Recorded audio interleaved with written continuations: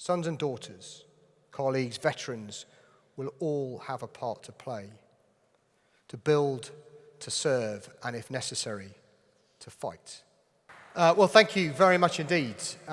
It is a great pleasure to be here and to be in the Banqueting House. Last year, Tony explained that our analysts argue that there is only a remote chance of a significant direct attack or invasion by Russia on the UK. Remote in this context still means an up to 5% risk, and that only refers to the UK. The world's largest crowdsourcing forecasting site, Metaculus, suggests that there is a 16% probability Russia and any NATO member state are in direct conflict by 2027. Today, the UK is subject to an onslaught of cyber attacks from Russia. And we know that Russian agents are seeking to conduct sabotage and have killed on our shores. But Russia's hard power is growing quickly. The Russian armed forces are now more than 1.1 million strong, consuming more than 7% of GDP and around 40% of government spending, which is a sum that has more than doubled over the past decade.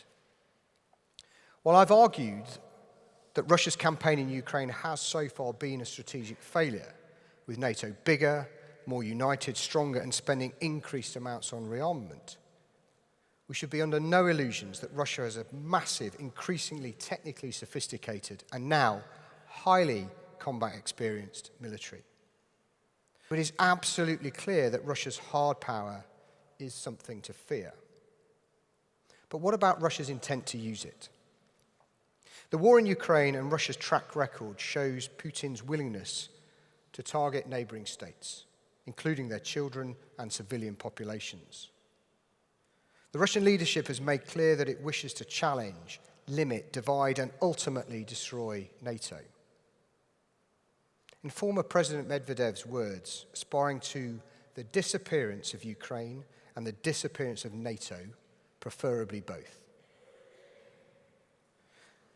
Despite these clear indications, I'm not sure yet that we feel this threat in the UK as acutely as many of our allies in Europe. As the philosopher Nietzsche said, where we stand depends on where we sit. I spoke recently to the Danish ambassador here in the UK. Over the past few years, she served in Estonia, then Sweden, and now in London. She described how viscerally the threat was felt in Estonia, and then how she saw the issue grow in prominence when she was in Sweden. Now she's in London, she observed that these discussions are generally confined to people like us here tonight. So these arguments can cut through. It is clear to our allies that the risk to NATO and to the UK from Russia is growing. In reality, other than proximity, the threat in the UK isn't really any different to the threat in Germany, for example.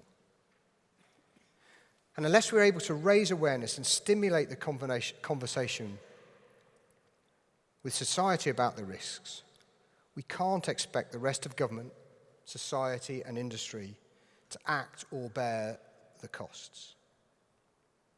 But this can't be just a conversation about risk.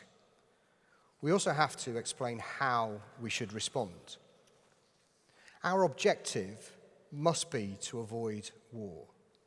However we choose to define the cost, whether that is in lives lost, misery, or economic impact, war is enormously costly. And I know I don't need to tell this audience that while the price of peace may be rising, the cost of strong deterrence is still far, far less than the cost of war. Sons and daughters, colleagues, veterans will all have a part to play, to build, to serve, and if necessary, to fight.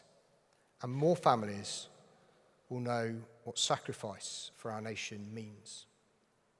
That's why it's so important that we do explain the changing threat and the need to stay ahead of it. As I've said, I'm clear that the country's first line of defense is the armed forces.